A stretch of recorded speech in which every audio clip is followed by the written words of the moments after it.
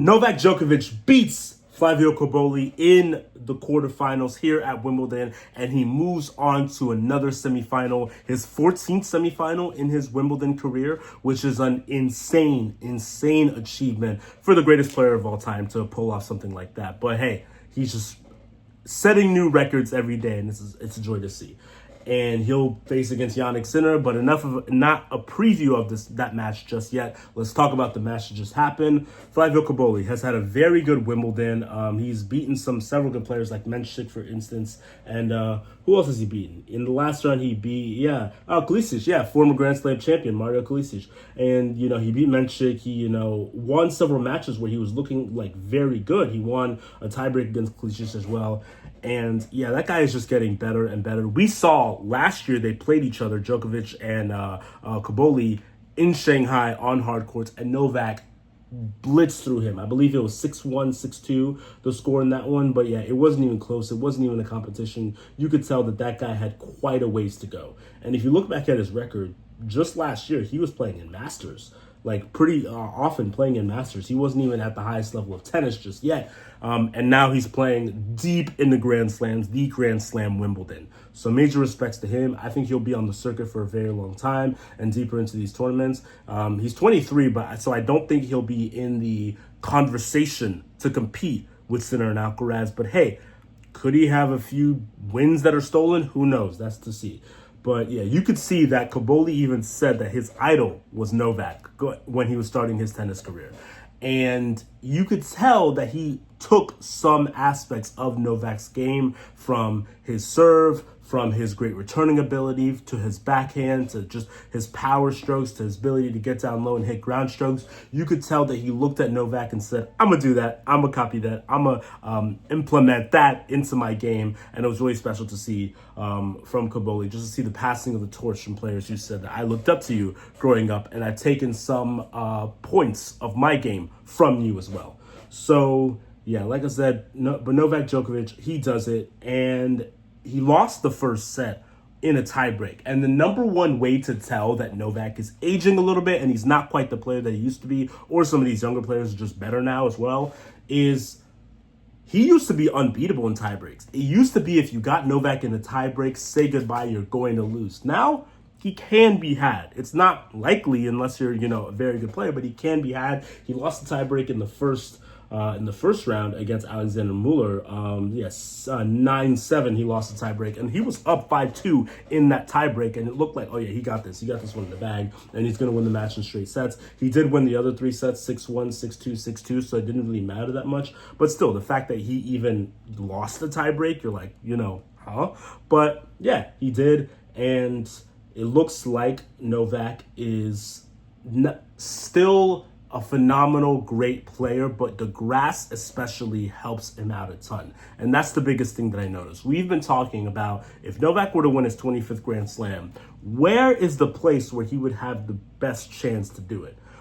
I don't think it's Australia or the US, even though he's the greatest hardcore player ever and has won 10 Australian Opens. Sinner has proven himself to be the best hardcore player in the world right now by a wide margin. So I don't think that he beats Sinner on hard courts at all. Earlier this year in Australia, obviously he had to pull out against Zverev, but if he didn't pull out, you'd favor Sinner to beat Djokovic in that final, and Djokovic to lose, I think, his first ever Australian Open final. You'd probably favor that because Sinner's that good on hard courts. Clay, that's Carlos's territory. And after the Roland Garros as well, Sinner has proven himself to be a very good clay court player as well.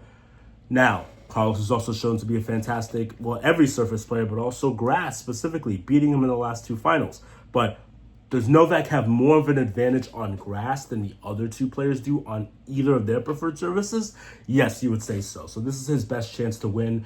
And he's just showing his ability to adjust and his ability to just showcase his ability. From in the second set, after losing the first set and blowing the tiebreak, he went into straight lockdown mode from 2-2, making it all the way 6-2. Won 4 straight games, broke him twice, and was playing far better tennis, winning virtually every point, just basically saying, okay, I got this now. It was almost like the I figured you out moment. Not saying that the match was over, but the I have slightly an upper edge on you now. I know what you're going to do.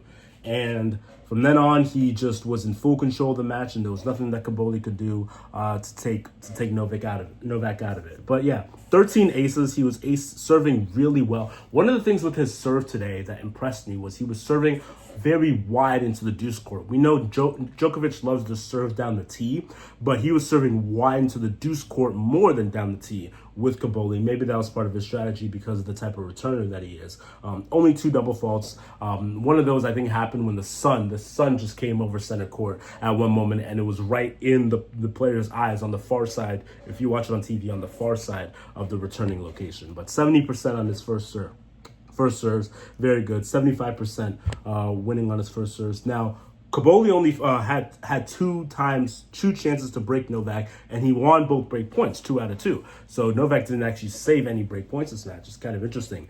But Novak did break him 6 times, had him face 12 break points.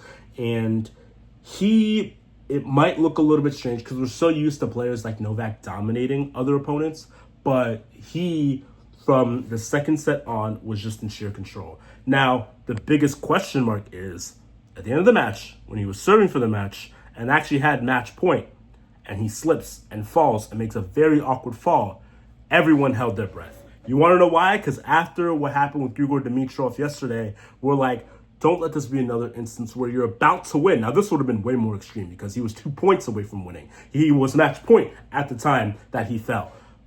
But if you're in a situation where you're winning and then you get injured and can't continue, because we don't know what anything is. When I see players fall, I'm like, that could be an Achilles, that could be an ACL, that could be just a slip and fall or something like that.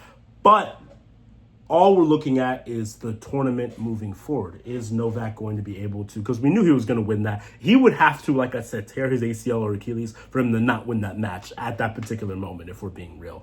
But we were just wondering, now when we're projecting into playing against Sinner, how much is that going to affect him? I think he's going to be okay, but hey, Jannik Sinner, I mean, I couldn't make a video about that match because they were happening at the same time, but Jannik Sinner straight-setted Ben Shelton in a way that I didn't think he would do after the elbow injury. The elbow injury hampered him against Grigor, and he would have lost to Grigor if it wasn't for him having the pec issue. But Jannik, I mean, he was able to return the powerful Ben Shelton serve like it was nothing. He was able to hit his signature, very wide, very strong forehands, get extremely low on his ground strokes like he always does. He looks like the same old Jannik Sinner. It didn't look like that injury affected him. So now when we preview into the semifinal, another dream semifinal, I don't know what's going to happen. And like I always said, Sinner is Djokovic, but younger. He's a better version of Djokovic now. I'm not saying that prime Djokovic doesn't beat Sinner now, but I'm saying that what Sinner does is just what Djokovic used to do, but he's more athletic, faster, quicker, stronger now than Novak is, at 38 years old. And so that's why it's like their games are too similar, and Sinner is just slightly better at some of those traits than Novak is now. So that's why you favor Sinner to win. But that's why Alcaraz is completely different, because Novak is able to beat Carlos because their play styles are different.